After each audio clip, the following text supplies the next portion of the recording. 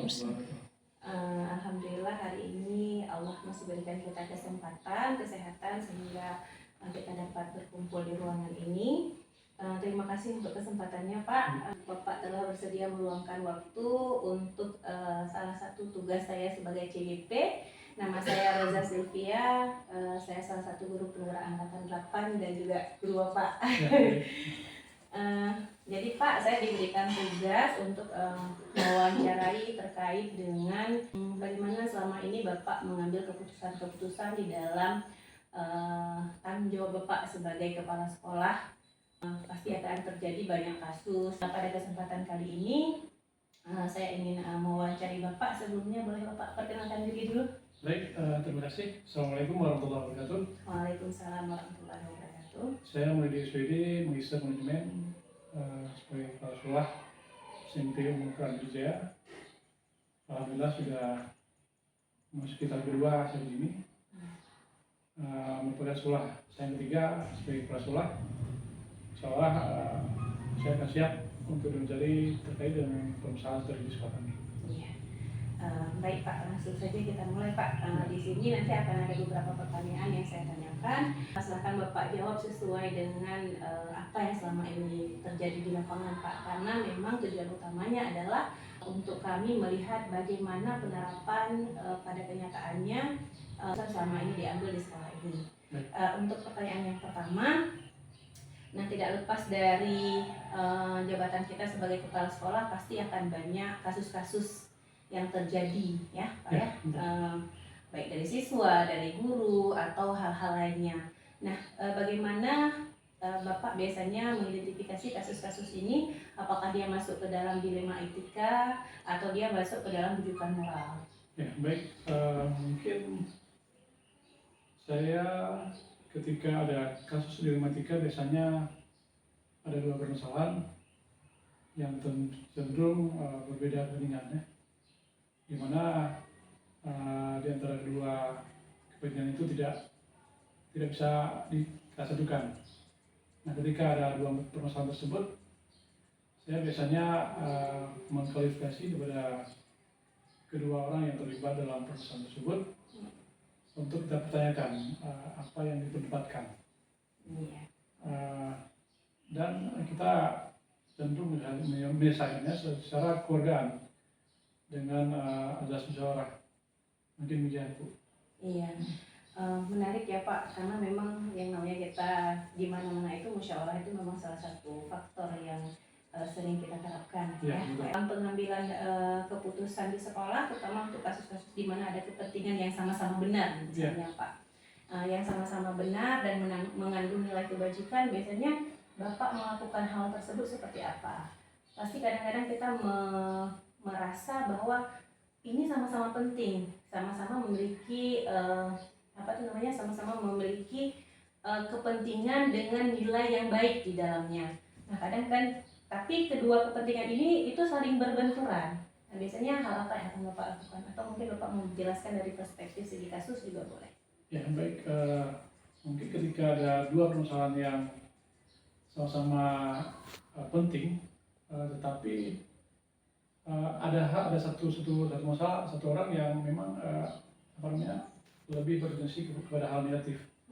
Jadi kita lebih mementingkan kepada yang hal positifnya di antara yang negatif dan positif. Nah, jadi ketika kita putuskan sebuah masalah, cenderung saya mengambil yang positifnya, yang banyak nilai positifnya. Walaupun memang sama-sama itu betul ya. Jadi kan ada sisi positif dan negatifnya yang lebih yang kurang. Jadi kita mempertimbangkan nilai-nilai itu. Demikian. Baik Pak, menarik. Nah misalnya tadi Bapak sudah menjelaskan bahwa kalau ada dua kasus yang sama-sama benar dan sama-sama mengandung nilai kebajikan, berarti akan dipertimbangkan faktor yang lebih banyak positifnya ya Pak ya. Nah biasanya dalam mengambil atau dalam melihat lebih banyak faktor positifnya itu, langkah-langkah prosedur apa yang biasanya Bapak lakukan untuk memilih di antara dua kasus ini? Baik, langkah yang pertama mungkin saya akan memanggil individu yang bersengketa tersebut yang bermasalah. Jadi kita tanyakan per individu secara hati-hati apa masalahnya yang diperdebatkan. Ya. Ketika sudah kita tahu apa permasalahan yang diperdebatkan, kemudian kita pertemukan di antara kedua orang tersebut, kita carikan titik temu yang terbaik, yang jelas yang memberikan kedua belah pihak bisa sama menguntungkan ya, dan sama-sama bisa diterima oleh kedua belah pihak tersebut. Demikian. Iya, baik Pak. Berarti biasanya kalau untuk permasalahan seperti itu, kalau individu sesama dengan individu berarti lebih ke memanggil perspektif individunya ya. Dalam penerapannya kita juga bisa menerapkan 9 langkah dalam pengambilan keputusan sebagai pemimpin. Nanti 9 langkah itu akan membantu kita apakah itu bisa membuat kita yakin terhadap keputusan yang kita ambil. Nah, hal lain yang bisa dilakukan biasanya kalau untuk kasus-kasus yang ada nih Pak, misalnya dalam mengambil keputusan kasus-kasus yang berhubungan dengan dilema etika. Kalau kita sudah berbicara dilema etika kan berarti kita berbicara tentang dua kasus yang sama-sama benar ya. Tapi terjadi dilema di situ karena sama-sama benar di situ. Nah, Pak, hal apa saja yang menjadi tantangan dalam pengambilan keputusan kasus dilema etika? Mungkin Bapak bisa kasih contoh untuk yang kasusnya itu terlibat beberapa orang atau ada beberapa guru juga boleh. Karena kan biasanya kalau kasus dilema etika itu dua kasus yang sama-sama benar tapi dia beda kepentingan. Misalnya antara peraturan sekolah yang seharusnya dengan yang biasanya kita terapkan, boleh juga. Baik. Tantangannya mungkin ketika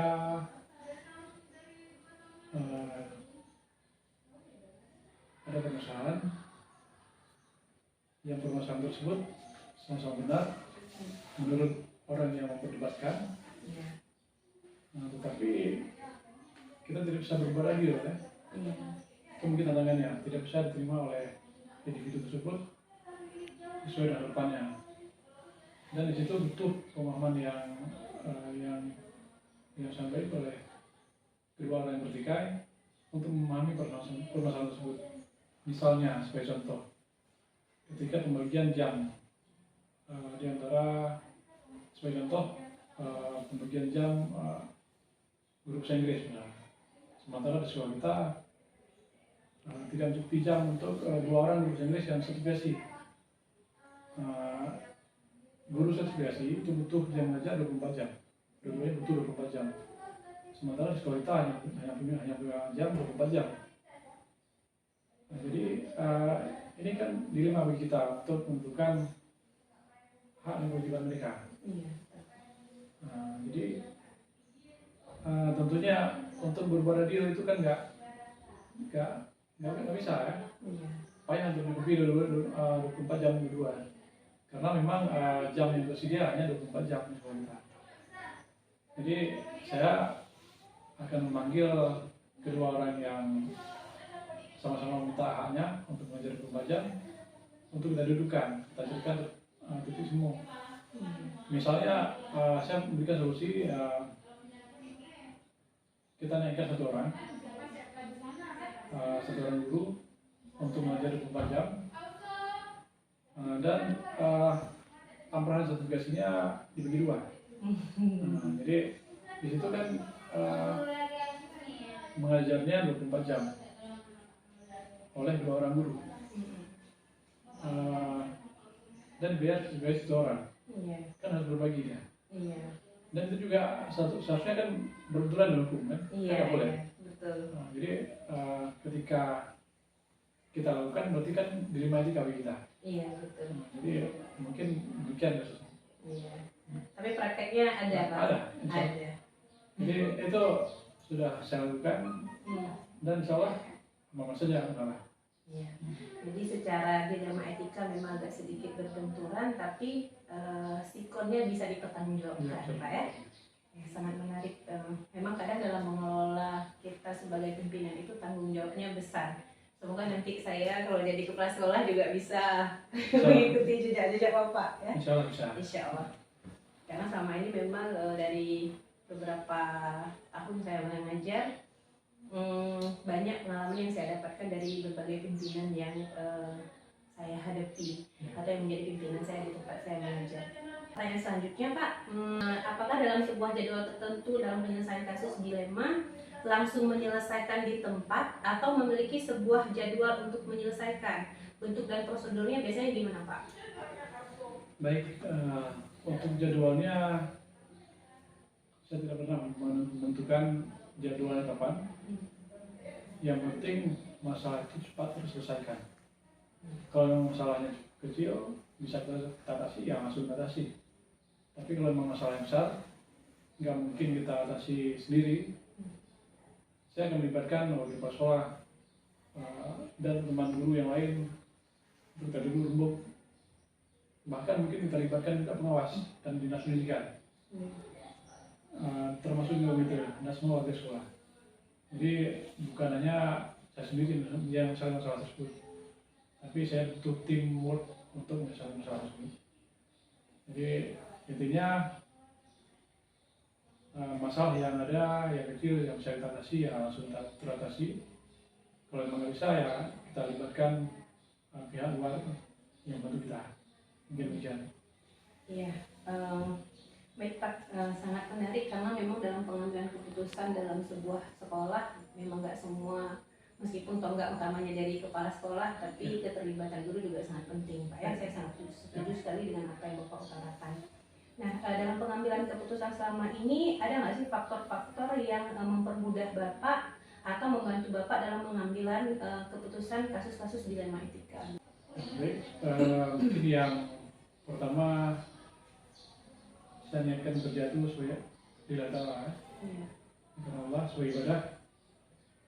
Jadi apapun yang kita lakukan itu akan mudah. Itu mungkin faktor pertama yang mudah saya bekerja. Selanjutnya adalah teman-teman guru yang sangat-sangat mendukung apa yang saya lakukan, baik itu di sekolah, di kurikulum, teman-teman guru yang lain. Itu bagian dari faktor mendukung kerja saya, sehingga saya bisa seperti hari ini. Jadi tidak mungkin saya bisa kerja sendiri tanpa ada bantuan dari teman-teman. Saya pikir faktor yang pertama adalah Allah, kemudian yang kedua adalah dekatkan tim kerja, teman-teman guru. Mungkin demikian Bu. Iya, baik, sangat menarik memang. Untuk pertanyaan terakhir nih Pak, jadi Bapak ini kan sudah beberapa sekolah, kemudian di sekolah ini juga sudah mau jalan 2 tahun. Nah, ada nggak sih hal yang pembelajaran yang bermakna nih yang bisa Bapak sampaikan untuk saya sama untuk rekan-rekan calon kepala sekolah dan calon pendidik lainnya terkait bagaimana seharusnya kita bersikap dalam pengambilan keputusan, baik itu sebagai dilema etika ataupun rujukan moral? Yang pertama mungkin yang ingin saya sampaikan, kita dalam mengambil keputusan itu harus mengikuti hati nurani kita. Biasanya hati itu tidak pernah bohong. Kemudian semua permasalahan kita hadapi berdasarkan berawal. Dan selanjutnya ketika ada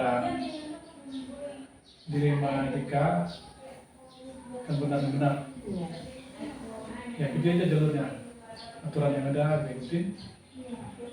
Nah yang masalah ada ketika kita dilema kebijakan, rujukan moral. Nah ketika rujukan moral itu harus kita hadapi, ya kita tidak boleh memutuskan sendiri. Kita harus melibatkan teman-teman yang lain untuk kita tanyakan bagaimana menurut orang-orang yang ada di sekitar kita yang bantu kita. Walaupun memang kebijakannya ada sama kita, kan kita bisa memilih mana yang terbaik di antara di antara saran-saran dari teman-teman yang ada. Dan kita bisa tahu mana yang terbaik untuk kita ambil sebuah kebijakan yang betul-betul positif. Kemudian pembelajaran kita yang lain mungkin kita dengan semakin banyaknya masalah itu semakin mendewasakan kita, menambah pengetahuan yang tidak kita peroleh dalam pendidikan mungkin. yang terperoleh ketika ada kasus yang salah. Jadi saya pikir banyak sekali manfaat atau pembelajaran yang terperoleh ketika kita menghadapi masalah. Jadi jangan pernah menyerah ketika ada masalah. Jadi tapi aja santai saja. Jadi kalau memang nggak bisa, ya serahkan sama Allah. Saya pikir demikian. Ya, baik. Terima kasih untuk kesempatannya. Semoga apa yang Bapak sampaikan ini menjadi pembelajaran untuk kita semua, terutama untuk saya sendiri ya, yang berbagai hal nanti akan terjadi di masa yang akan datang, terutama dalam mengambil keputusan. Untuk pernyataan penutupnya saya sangat menarik sekali bahwa hati nurani itu nggak bisa dibohongi ya Pak ya, dan meskipun semua itu harus berprinsip pada hukum, pada aturan dan lain sebagainya, tapi ketika kita dibenturkan dengan segala sesuatu memang kadang harus kita kedepankan hati nurani dan insting kita sebagai pendidik dan sebagai pemimpin. Terima kasih untuk kesempatannya hari ini Pak, Bapak sudah bersedia meluangkan waktu. Saya akhiri, Assalamualaikum warahmatullahi wabarakatuh. Waalaikumsalam warahmatullahi wabarakatuh. Selamat Bu Sylvie, mudah-mudahan sukses. Amin. Assalamualaikum warahmatullahi wabarakatuh. Waalaikumsalam warahmatullahi wabarakatuh.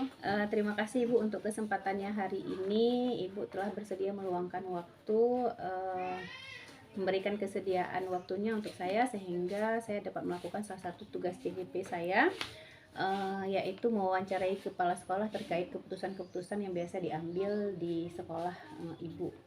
Perkenalkan, nama saya Roza Sylvia. Saat ini saya mengajar di SMP Ulumul Quran Pidijaya.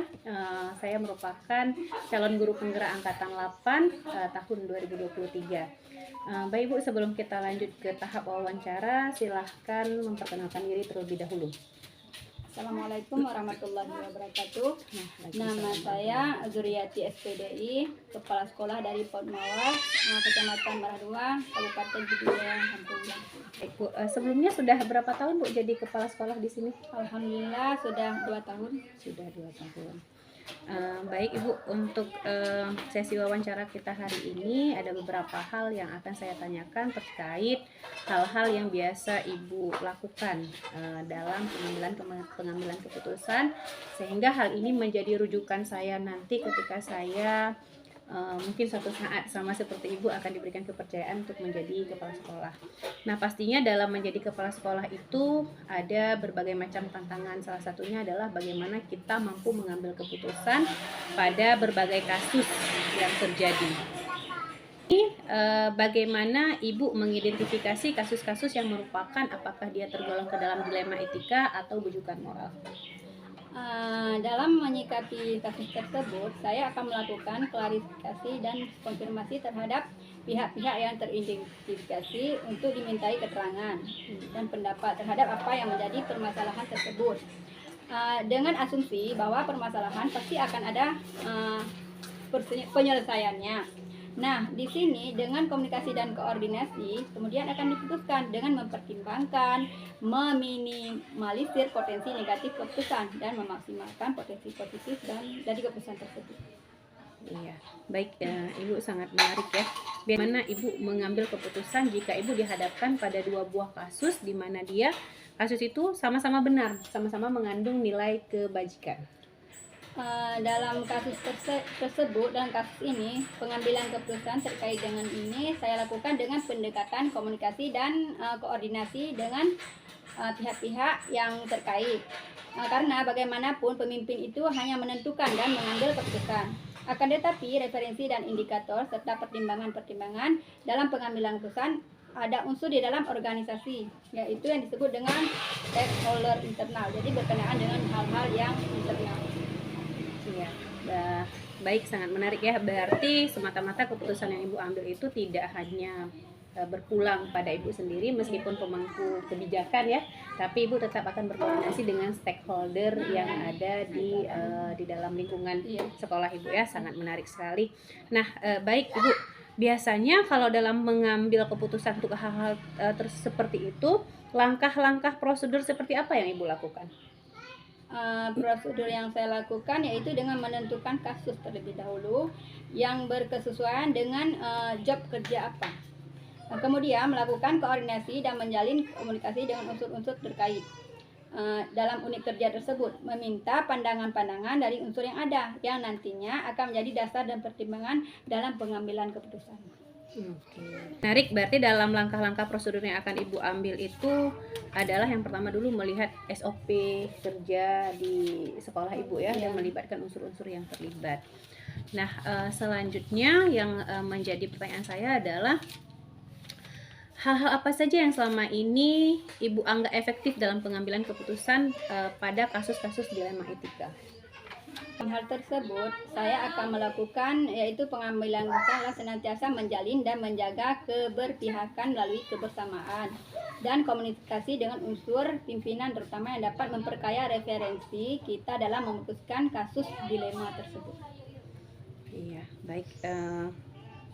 Selanjutnya Ibu, pertanyaan kasus dilema etika tersebut biasanya ada nggak sih tantangan dalam pengambilan keputusan? Kadang kita cenderung setelah mengambil keputusan masih beranggapan bahwa bisa jadi ini salah, bisa jadi kita galau ya. Yang namanya kasus dilema etika itu kadang-kadang itulah rasa kemanusiaan kita itu terlalu dikedepankan, terutama untuk rasa kasihan, rasa kepedulian, terutama untuk anak-anak kita yang ada di sekolah. Nah, biasanya Ibu bagaimana selama ini menghadapi tantangan dalam pengambilan keputusan kasus-kasus dilema etika tersebut?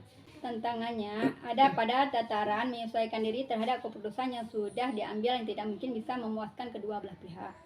Nah, yang paling tidak meminimalisir kekecewaan karena proses pengambilan keputusan sudah dan dilakukan dengan melibatkan unsur-unsur yang relevan yang ada di sekolah tersebut. Oke, sekolah baik, saya. Iya. Berarti bagaimana kita meskipun kita tidak bisa membuat kedua belah pihak itu puas ya, tapi kita melihat mana yang lebih banyak positifnya, yang lebih baik lah. Yang lebih baik. Oke, baik. Misalnya Ibu menemukan sebuah kasus dilema etika, apakah Ibu punya jadwal tertentu untuk menyelesaikan permasalahan tersebut atau diselesaikan sesegera mungkin, atau biasanya bagaimana Ibu menanggapi permasalahan tersebut atau prosedurnya itu seperti apa? Untuk jadwal tertentu tidak ada, akan tetapi substansi dan urgensi sangat diperhatikan di dalam penyelesaian permasalahan tersebut. Karena penyelesaian permasalahan semakin cepat maka akan semakin baik dalam rangka menjaga harmonisasi dalam lingkungan sekolah kita. Iya, benar sekali Ibu. Saya sangat setuju dengan Ibu bahwa ketika kita menghadapi masalah, ya seperti yang biasa kita terapkan ya, kalau bisa masalah kecil dan bisa segera diselesaikan ya harus segera diselesaikan agar tidak berlarut-larut. Untuk masalah yang lebih besar memang kadang kita harus mengambil beberapa kebijakan, memanggil beberapa stakeholder sehingga masalahnya tidak melebar kemana-mana ya. Biasanya dalam pengambilan keputusan ada nggak sih seseorang atau orang-orang tertentu atau faktor-faktor yang mempermudah Ibu dalam mengambil keputusan terhadap kasus-kasus dilema etika? Ada yang mendukung Ibu nggak? Alhamdulillah ada, karena di sini kita kan sebagai sebuah sekolah, pastinya ada faktor-faktor yang mempermudah dalam pengambilan keputusan. Yang sesungguhnya tidak ada yang khusus, akan tetapi pelibatan unsur-unsur internal sekolah sering dilakukan untuk memperkaya referensi dan informasi untuk menyelesaikan masalah yang ada di sekolah kita. Iya, seperti melibatkan komite guru-guru yang ada di sekolah. Baik Ibu, menarik sekali dari pertanyaan yang telah Ibu jawab tadi. Nah, untuk pertanyaan terakhir nih Bu, sangat menarik sekali dari beberapa tahun Ibu menjadi kepala sekolah, pasti ada berbagai pengalaman yang Ibu hadapi terkait dalam pengambilan keputusan kasus-kasus tersebut. Nah, ada nggak sih pembelajaran yang dapat Ibu bagikan kepada saya, kepada teman-teman yang lain nanti akan menonton rekaman ini? Pembelajaran apa yang dapat Ibu petik dari pengalaman Ibu dalam mengambil keputusan terkait dengan dilema etika? Begini, walaupun saya sebagai pemangku kebijakan dalam sebuah sekolah, tapi saya lebih mengedepankan pelibatan stakeholder dalam pengambilan keputusan guna menjaga harmonisasi dalam lingkungan saya bekerja. Nah, namun demikian, setiap keputusan yang saya ambil selalu mempertimbangkan faktor-faktor positif sehingga akan membuat keputusan yang lebih baik. Iya, baik, sangat menarik dari semua yang telah Ibu sampaikan tadi. Memang kadang-kadang menjadi sebuah dilema etika ketika ada dua buah kasus yang sama-sama baik dan saling berbenturan. Cuma memang kita harus lebih banyak melihat dari faktor positifnya, mana yang akan memberikan dampak positif yang lebih besar terhadap kedua kasus yang kita hadapi ini. Saya sangat sependapat dengan Ibu. Nah, baik Ibu, terima kasih untuk kesempatannya hari ini. Ibu telah bersedia meluangkan waktu. Semoga banyak sekali nih yang saya dapatkan informasi. Jadi nanti kalau saya terpilih sebagai kepala sekolah atau pemimpin di suatu tempat, saya bisa mengaplikasikan apa yang telah Ibu aplikasikan. Terima kasih untuk kesempatannya. Assalamualaikum warahmatullahi wabarakatuh. Waalaikumsalam warahmatullahi wabarakatuh.